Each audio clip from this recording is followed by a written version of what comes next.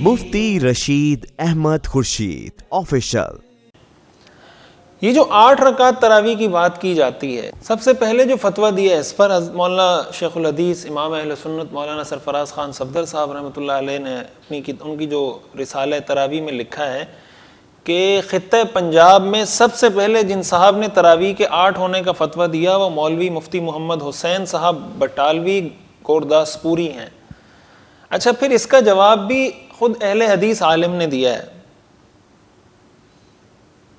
مولوی محمد حسین بٹالوی کے جواب میں مولانا غلام رسول صاحب نے ایک رسالہ لکھا، رسالہ تراویح، اور اس میں بٹالوی صاحب کے 8 رکعت تراویح والے فتوے کا علمی اور تحقیقی طور پر خوب رد کیا اور اس بے بنیاد فتوے کی دھجیاں بکھیر کر رکھ دیں اور بٹالوی صاحب کو غالی کا لقب دیا۔ اب دیکھیں، حیرت کی بات یہ ہے کہ حضرت عمر رضی اللہ تعالیٰ عنہ کے عمل کو تو معاذ اللہ بدعت قرار دے دیا جاتا ہے کہ یہ بدعت ہے، اور اگر 13ویں صدی میں آ کر کوئی عالم کوئی فتویٰ دیتا ہے، ایسا فتویٰ جو اس سے پہلے کسی نے نہیں دیا، تو اس کو بدعت قرار نہیں دیا جاتا۔ یہ حیران کن بات ہے۔ اچھا، جو حضرات 8 رکعت تراویح کی بات کرتے ہیں اس کے بارے میں یہ بات سمجھنی چاہیے، ان کے استدلال اس حدیث سے ہے جو حضرت عائشہ رضی اللہ تعالی عنہ کی حدیث ہے کہ وہ فرماتی ہیں ما کان رسول اللہ صلی اللہ علیہ وسلم یزید فی رمضان ولا فی غیرہ علی 11 رکعتا یصلی 4 فلا تسأل عن حسنہن وطولہن ثم یصلی 4 فلا تسأل عن حسنہن وطولہن ثم یصلی 3 قالت عائشہ فقلت یا رسول اللہ اتنام قبل ان توتر فقال یا عائشہ ان عینی تنامان ولا ینام قلبی۔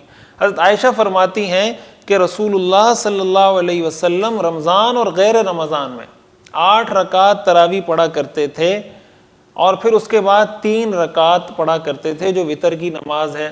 وہ فرماتی ہیں کہ وہ کتنی پیاری رکعتیں ہوتی تھیں، کتنی لمبی رکعتیں ہوتی تھیں، اس کے حسن کے بارے میں کچھ مت پوچھیے، یعنی بہت ہی اعلیٰ درجے کی، کمال درجے کی خشوع اور خضوع پر مشتمل نماز ہوا کرتی تھی۔ اب یہ جو حدیث ہے اس سے وہ حضرات استدلال کرتے ہیں کہ بھائی تراویح کی رکعت 8 ہیں، حالانکہ یہ قیام اللیل ہے۔ قیام اللیل کا مطلب تہجد۔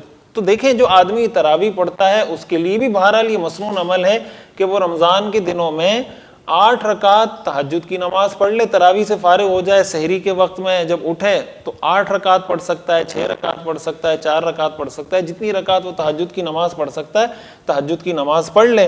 یہ بہرحال ہر آدمی کے لیے مسنون ہے، لیکن اس قیام اللیل کو تراویح کی رکعت قرار دینا ٹھیک نہیں ہے۔ اس کی بہت ساری وجوہات ہیں۔ پہلی وجہ یہ ہے کہ اس کا تعلق رمضان اور غیر رمضان سے خود معلوم ہوتا ہے۔ حضرت عائشہ خود فرماتی ہیں کہ رمضان میں بھی آپ یہ پڑھتے تھے اور غیر رمضان میں بھی آپ یہ پڑھتے تھے، اور ظاہر ہے کہ غیر رمضان میں تراویح تو نہیں پڑھی جاتی، غیر رمضان میں جو نماز پڑھی جاتی ہے وہ تو تہجد کی نماز ہے۔ دوسری بات ہے کہ یہاں پر ذکر ہے کہ آپ 4 رکعت پڑھتے تھے، اور تراویح جو سارے لوگ پڑھتے ہیں، حتیٰ کہ جو اہل حدیث حضرات ہیں وہ بھی 2 رکعت تراویح پڑھتے ہیں۔ اچھا، تیسری بات یہ ہے کہ یہاں پر 3 وتر کا ذکر ہے، اور جو اہل حدیث حضرات ہیں وہ فرماتے ہیں کہ وتر کی رکعت 1 ہونی چاہیے، 1 رکعت وتر ہونی چاہیے۔ یہاں ذکر ہے کہ آپ 3 رکعت پڑھا کرتے تھے۔ اسی طرح اس حدیث میں ذکر ہے، بلا جماعت نماز کا ذکر ہے کہ آپ بغیر جماعت کے یہ نماز پڑھا کرتے تھے۔ تراویح کی نماز باجماعت پڑھی جاتی ہے۔ اسی کے ساتھ یہ ذکر ہے کہ حضور تو یہ نماز گھر میں پڑھا کرتے تھے، لیکن تراویح کی نماز مسجد میں ادا کی جاتی ہے۔ تو ان ساری چیزوں سے، اسی طرح یہاں ذکر ہے کہ وتر سے پہلے آپ سویا کرتے تھے، سونے کے بعد آپ وتر کی نماز پڑھتے تھے، حالانکہ تراویح میں وتر کی نماز پہلے ہی، تراویح کے بعد فوراً پڑھ لی جاتی ہے سونے سے پہلے ہی۔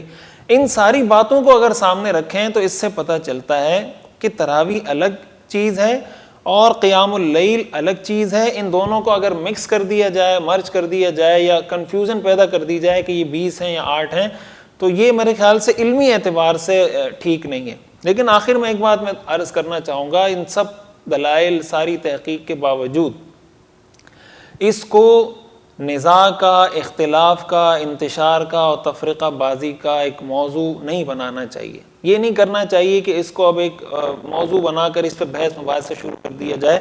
اتنا پتہ ہونا چاہیے کہ 20 رکعت تراویح کی تعداد پر پوری امت کا، فقہائے اربعہ کا اجماع ہے، صحابہ، تابعین، تبع تابعین، سلف صالحین سب کا اس پر اتفاق ہے۔ اگر کوئی آدمی اس کے باوجود بھی کسی دلیل کی وجہ سے سمجھتا ہے کہ نہیں میں نے 8 رکعت تراویح پڑھنی ہے تو وہ 8 رکعت پڑھے، لیکن کم از کم اس کی بنیاد پر سلف صالحین کو برا بھلا کہنا، 20 رکعت تراویح کو بدعت قرار دینا، اس کو بے اصل قرار دینا، بے بنیاد قرار دینا، یہ بہت خطرناک بات ہے۔ اس سے اپنے آپ کو بچانا چاہیے۔ اللہ تعالی ہمیں سمجھنے اور عمل کرنے کی توفیق عطا فرمائے۔